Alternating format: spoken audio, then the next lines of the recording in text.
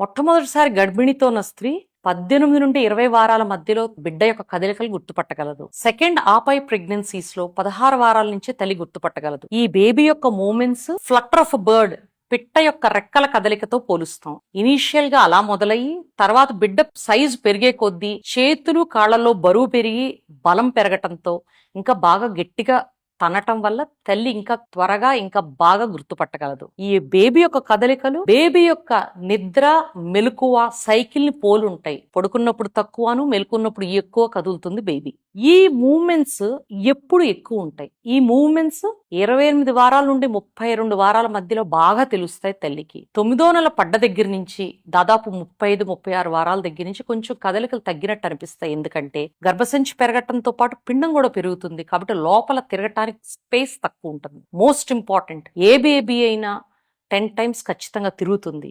మీకు ఒకవేళ 10 సార్లు కంటే తక్కువ తిరిగినా రోజులో లేదా అస్సలు తిరగకపోయినా వెంటనే మీ డాక్టర్ని కలవటం మర్చిపోవద్దు.